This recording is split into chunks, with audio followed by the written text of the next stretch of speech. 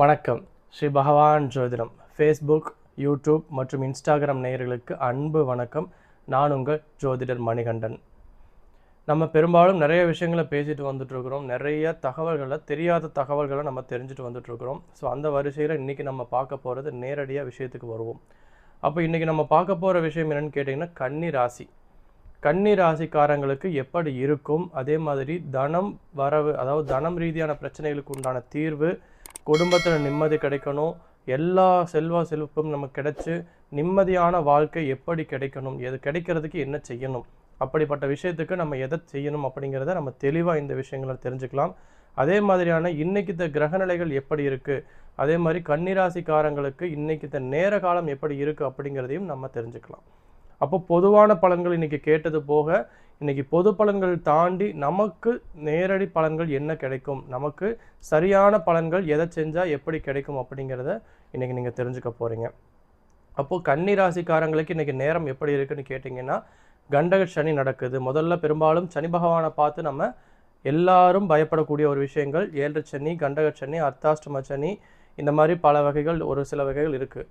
அப்போது அந்த மாதிரியான காலகட்டங்களில் எல்லாரும் நம்ம பயப்படணுமான்னு கேட்டிங்கன்னா, கண்டிப்பாக பயப்பட தேவையில்லை. இந்த காலகட்டங்களில் ஜெயிக்கிறதுக்கு உண்டான ஒரு அதிசூட்சம ரகசியங்களை நம்ம சரியான முறையில் கண்டுபிடிச்சு அதை நம்ம செயல்படுத்தினாலே நமக்கு தைரியம்தான் கிடைக்கும். அப்போது இன்றைக்கி கண்டகச்சனி நடக்கக்கூடிய கன்னிராசிக்காரங்க எப்படி இருக்கணுன்றத சொல்கிறேன் கேளுங்களேன். அதாவது உங்களோட சகவாசங்கள், நட்புகள், அதாவது பொதுவாக ஏழாம் இடம் அப்படிங்கிறதே சமுதாய தொடர்பு, மக்கள், நம்மளை சுற்றி இருக்கக்கூடிய நபர்கள், நட்புகள், இப்படி 7ஆம் இடம் கலஸ்திரஸ்தானம். அப்போது இந்த மாதிரியான இடங்களில் இருக்கக்கூடிய நபர்கள் யாராக இருந்தாலும், இந்த காரகத்துவம் கொண்ட நபர்கள் யாராக இருந்தாலும் அவங்கக்கிட்ட நீங்கள் கவனமாக இருக்கணும். அதாவது கருத்து வேறுபாடு நிச்சயமாக உண்டாகும். நல்ல நட்புகள் இருக்கும், நட்புகள் எல்லாம் கொஞ்சம் விலகி போக ஆரம்பிக்கும். குடும்பத்தில் நிம்மதி இல்லாமல், குடும்பத்தில் மிஸ் அண்டர்ஸ்டாண்டிங்காக இருக்கிறது, குடும்பத்தில் பிரிவினை வர்றது, அதாவது நல்லா சந்தோஷமாக இருக்கக்கூடிய குடும்பத்தில் டிவோர்ஸ் வரைக்கும் போகக்கூடிய பிரச்சனைகள் வர்றது, இந்த மாதிரியான காலகட்டம் இதுதான். அதே மாதிரி தொழில் பண்ணிட்டு இருக்கிறவங்க, ஒரு வேலைக்கு போயிட்டு இருக்கக்கூடியவங்க, இந்த மாதிரி இருக்கக்கூடியவங்களுக்கு பார்த்தீங்கன்னா, வேலைக்கு போகிறவங்க வேலை செய்யக்கூடிய இடத்துல இருக்கக்கூடியவங்களால பிரச்சனை, தொழில் பண்ணக்கூடியவங்களுக்கு வாடிக்கையாளர்கள் மூலமாக பிரச்சனை, இந்த மாதிரியான பிரச்சனைகளை ஃபேஸ் பண்ணக்கூடிய காலகட்டம் தான் இந்த 2.5 வருஷம் கண்டகச்சனி கொடுக்கும். இதுவே சனி பகவான் உங்கள் ஜாதகத்தில் நல்ல இடத்துல இருந்து நல்ல பலனை கொடுக்கக்கூடிய இடத்துல இருந்தாருன்னா நிச்சயமாக இந்த விஷயங்கள் எல்லாம் உங்களுக்கு நல்ல பாசிட்டிவான பலன்கள் தான் கிடைக்கும். அப்போது நீங்கள் நல்லா நோட் பண்ணிக்கோங்க, உங்கள் ஜாதகத்தில் சனி பகவான் இருக்கக்கூடிய நிலையும் நீங்கள் பார்க்கணும். அதே மாதிரி பார்த்தீங்கன்னா 10ஆம் இடத்துக்கு குரு பகவான் வந்திருக்காரு. உங்கள் ராசிக்கு 4க்கும் 7க்கும் உடைய குரு பகவான் 10ஆம் இடத்துல கர்மஸ்தானத்துக்கு வந்திருக்காரு. அப்போது குருவும் உங்களுக்கு 2ஆம் இடமான தனம், குடும்ப, வாக்குஸ்தானத்தையும் பார்க்குறாரு 5ஆம் பார்வையா. அப்போது என்ன நடக்கும், நிறைய நற்பலன்கள் கிடைக்கும், நிறைய சுபிட்சமான விஷயங்கள் நிறைய கிடைக்க இருக்குது, நிறைய நல்ல விஷயங்கள் நடக்க இருக்குது. இது எல்லாம் கண்ணை மூடிக்கிட்டு இருந்தால் கிடைக்காது. கண்ணை திறந்துக்கிட்டு ஓட ஆரம்பிங்க. என்னடா நேரம் சரியில்லைன்னு சொல்லிட்டு நம்ம அப்படியே உட்கார்ந்துருந்தாலும் எதுவும் மாறப்போகிறது கிடையாது. அப்போது நீங்கள் சரியான முறையை, சரியான வழியை கரெக்டாக பிடிச்சிக்கிட்டிங்கன்னா உங்களை ஜெயிக்கிறதுக்கு யாருமே இருக்க முடியாது. அப்போ கன்னிராசிக்காரங்களில் பொதுவாக ஒரு 3 நட்சத்திரக்காரங்க வருவாங்க. அது யாருன்னு கேட்டிங்கன்னா, உத்திர நட்சத்திரக்காரங்க, ஹஸ்த நட்சத்திரக்காரங்க, சித்திரை நட்சத்திரக்காரங்க.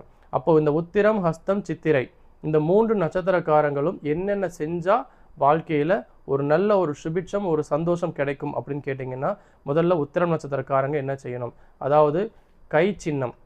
உங்களுக்கு வாழ்க்கையில் அடிக்கடி நீங்கள் பார்க்கக்கூடிய ஒரு குறியீடாக நீங்கள் எதை பயன்படுத்திக்கணும், கை சின்னத்தை பயன்படுத்திக்கணும். நீங்கள் காங்கிரஸ் சின்னம் இருக்கும், அந்த காங்கிரஸ் சின்னத்தை நீங்கள் அதாவது கைப்படம், உங்கள் கையவே நீங்கள் டெய்லியும் எந்திரிச்சு காலையில் எந்திரிச்சு பார்க்குறதா இருக்கட்டும், இல்லை கை இருக்கக்கூடிய ஒரு படம், மகரிஷி கையை காமிச்சிட்டு இருக்காரு, அந்த கையை மட்டும் நீங்கள் எடுத்து ஒரு வால்பேப்பரில் வச்சுக்கிறது, இந்த மாதிரி விஷயங்களை அடிக்கடி நீங்கள் பார்த்துட்டு வரலாம். அதே மாதிரி சூரிய பகவான், சூரிய நமஸ்காரம், இதெல்லாம் நீங்கள் தொடர்ச்சியாக செஞ்சுட்டு வரலாம்.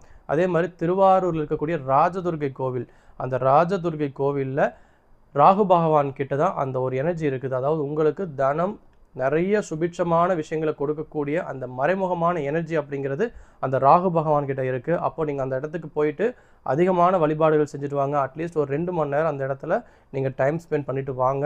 நிச்சயமாக ஒரு பாசிட்டிவான வைப்ரேஷன்ஸ் அப்படிங்கிறது உங்களுக்கு கிடைக்கும். அதே மாதிரி ஆரஞ்சு பழம் நீங்கள் அடிக்கடி சாப்பிட்டு வாங்க. எந்த ஒரு சுபகாரியம், சுப விஷயங்கள் செய்ய போகும்போதும், ஒரு வேலைக்கு போனாலும் சரி, தொழில் தொடங்க போனாலும் சரி, காலையில் எந்திரிச்சு வெளியே ஒரு வேலையாக போகிறீங்களா, நீங்கள் ஒரு ஆரஞ்சு பழத்தை சாப்பிட்டு போங்க. கிரகம் நல்லா இல்லையா, நீங்கள் என்ன பண்ணலாம், ஆரஞ்சு பழத்தை தானத்தை கொடுத்துட்டு போங்க. தானம் செஞ்சுட்டு போனாலும் கூட உங்களுக்கு ஒரு பாசிட்டிவான வைப்ரேஷன்ஸ் கிடைக்கும். அதே மாதிரி பார்த்திங்கன்னா அடுத்ததாக ஹஸ்த நட்சத்திரக்காரங்க என்ன செய்யலாம்னு கேட்டிங்கன்னா, பொதுவாக இவர்களுக்கு சித்திரகுப்தன், விஸ்வகர்மா வழிபாடுகள் ரொம்ப ரொம்ப சிறப்பை தரும். அந்த கடவுளோட ஃபோட்டோக்கெல்லாம் வாங்கி நீங்கள் அதிகமாக வீட்டில் ஃப்ரேம் பண்ணி கூட நீங்கள் அடிக்கடி பார்த்துட்டு வரலாம். ஸோ அதை பார்த்துட்டு வரும்போது கூட உங்களுக்கு இந்த ஒரு சுபகாரியங்கள் நடக்கிறதுக்கும், சுபிட்சமான ஒரு விஷயங்கள் உங்களுக்கு கைகூடி வர்றதுக்கும், ஒரு தெய்வ அனுகூலம் கிடைக்கிறதுக்கும் ஒரு நல்ல ஒரு வழியை கொடுக்கும். அதே மாதிரி காமாட்சி அம்மன் இந்த வழிபாடுகளை நீங்கள் அதிகமாக செஞ்சுட்டு வாங்க. ரெண்டாவது திருவாரூரில் இருக்கக்கூடிய ராஜதுர்கை அதே கோவில், போன உத்திர நட்சத்திரக்காரங்களுக்கு சொன்ன அதே கோவிலில் சனி பகவான் கிட்ட தான் உங்களுக்கு உண்டான அந்த குபேரர் சொல்லக்கூடிய அந்த யோகத்தை கொடுக்கக்கூடிய ஒரு அதிசூட்சமான வைப்ரேஷன்ஸ் உங்களுக்கு கிடைக்கும். அப்போது அந்த கோவிலுக்கு நீங்கள் போயிட்டு முறையான வழிபாடு செஞ்சு தீப தூபங்கள் ஏதாவது உங்களால் காமிக்க முடிஞ்சு, இல்லை அர்ச்சனைகள் செய்யறதுக்கோ அல்லது அபிஷேகம் செய்யறதுக்கோ உங்களால் ஏதாவது நன்கொடைகள் கொடுக்க முடிஞ்சாலும் கூட நீங்கள் தாராளமாக அதை செஞ்சுட்டு வாங்க. ரொம்ப அற்புதமாக இருக்கும். அதே மாதிரி பப்பாளி, சாத்துக்குடி இந்த மாதிரி உணவுப் பொருட்களை நீங்கள் அதிகமாக எடுத்துகிட்டு வாங்க. ரொம்ப நல்லா இருக்கும். ஒரு சுபகாரியம் தொடங்க போகிறீங்கன்னா இதெல்லாம் சாப்பிட்டு நீங்கள் ஆரம்பிங்க. ரொம்ப ரொம்ப சூப்பராக இருக்கும். அதே மாதிரி வில்வ மரம் ஏதாவது உங்கள் பக்கத்து வீட்டில் இருந்தது, இல்லை கோவிலுக்கு ஏதாவது நீங்கள் போகிறீங்க, வில்வ மரம் இருக்குது அப்படின்னா அங்கே மஞ்சள் நீர் ஊற்றி கூட நீங்கள் ஒரு பிரார்த்தனையை வச்சுட்டு வரலாம். அடுத்ததாக பார்த்தீங்கன்னா சித்திரை நட்சத்திரக்காரங்க என்ன செய்யணும். சித்திரை நட்சத்திரக்காரங்களை பொறுத்த வரைக்கும் ரொம்ப ரொம்ப ரொம்ப சிறப்பான ஒரு விஷயம். ஏன்னா உங்களுக்கு தனம், ஒரு சுபத்தை கொடுக்கக்கூடிய அடுத்த ஒரு கிரகமாக இருக்கிறதுங்கிறதே ராகு பகவான் தான். அப்போ அந்த ராகு உங்கள் ஜாதகத்தில் ரொம்ப முக்கியமாக நல்ல ஒரு இடத்துல இருந்துட்டாருன்னா உங்களை ஜெயிக்கிறதுக்கு யாராலையும் அடிச்சுக்க முடியாது. அப்போ அந்த விஷயங்கள் என்ன அப்படின்னு கேட்டிங்கன்னா, சுவாதி நட்சத்திரமாக நீங்கள் சரியான முறையில் ஆக்டிவேட் பண்ணணும். அப்போ அந்த சுவாதி நட்சத்திரத்தில் பிறந்த லட்சுமி நரசிம்மர் கோவிலுக்கு நீங்கள் அடிக்கடி போயிட்டு வரலாம். லட்சுமி நரசிம்மர் வழிபாடு நீங்கள் பண்ணிட்டு வாங்க. இன்னும் சொல்லப்போனால் நாமக்கல் லட்சுமி நரசிம்மர் கோவிலுக்கு போயிட்டு வழிபாடு செஞ்சுட்டு வாங்க. ரொம்ப அற்புதமாக இருக்கும். அதே மாதிரி நீங்கள் திருச்சி திருவனைக்காவலில் இருக்கக்கூடிய சனீஸ்வர பகவானையும் நீங்கள் வழிபாடு செஞ்சுட்டு வரலாம். ஏன்னா திருச்சியில் இருக்கக்கூடிய அதாவது திருவனைக்காவல் சனீஸ்வர பகவான் பார்த்தீங்கன்னா அங்கே தான் குடும்பத்தோட காட்சியில் கொடுக்கக்கூடிய ஒரு சிறப்பான ஒரு தோற்றத்தை கொடுப்பாரு. சனி பகவான் பொதுவாக தனியாக பார்த்துருப்போம், நவகிரகங்களோட பார்த்துருப்போம். அங்கே தனியாக தனக்குன்னு ஒரு இடத்துல ஒரு குடும்பத்தோட காட்சி கொடுக்கக்கூடிய ஒரே முக்கியமான ஸ்தலம் அதுதான். அப்போ அந்த இடத்துக்கு நீங்கள் போயிட்டு முறையாக வழிபாடு செஞ்சுட்டு வாங்க. சுவாதி நட்சத்திரம் வரும்போது நீங்கள் அந்த கோவிலுக்கு போயிட்டு வரலாம். ரொம்ப நல்லா இருக்கும். அதே மாதிரி தேன், காஃபி, உலர் திராட்சை, கருப்பு திராட்சை இந்த மாதிரியான விஷயங்களை நீங்கள் அடிக்கடி நீங்கள் சாப்பிட்டு ஒரு காரியத்தை தொடங்கும் பொழுது அது உங்களுக்கு நல்ல ஒரு பாசிட்டிவான விஷயங்களை கொடுக்கும். அதே மாதிரி மருத மரம் எங்கேயாவது இருந்ததுன்னா அந்த மருத மரத்துக்கு நீங்கள் அதாவது உங்கள் வீட்டில் இடம் இருந்ததுன்னா நீங்கள் மருத மரம் வளர்த்தலாம். இல்லை இருக்கக்கூடிய இடத்துல மஞ்சள் நீர் ஊற்றி நீங்கள் ஒரு பிரார்த்தனை வச்சுட்டு வரலாம். இந்த மாதிரியான விஷயங்களை நீங்கள் தொடர்ச்சியாக செஞ்சுட்டு வாங்க. ரொம்ப ரொம்ப ரொம்ப நல்லா இருக்கும். பாசிட்டிவான விஷயங்கள் உங்களுக்கு கிடைக்கும்.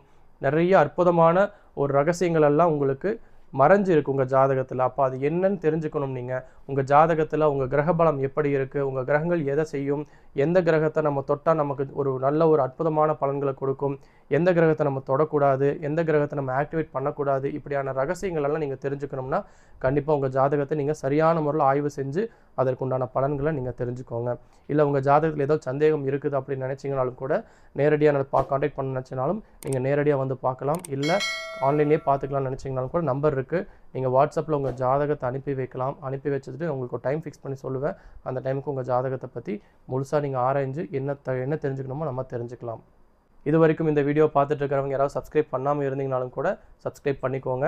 பக்கத்தில் இருக்க பெல் ஐக்கானையும் கூட நீங்கள் கிளிக் பண்ணி வச்சுக்கோங்க. நான் போடுற வீடியோ ரெகுலராக உங்களுக்கு நோட்டிஃபிகேஷனாக வந்து சேரும். நன்றி, வணக்கம்.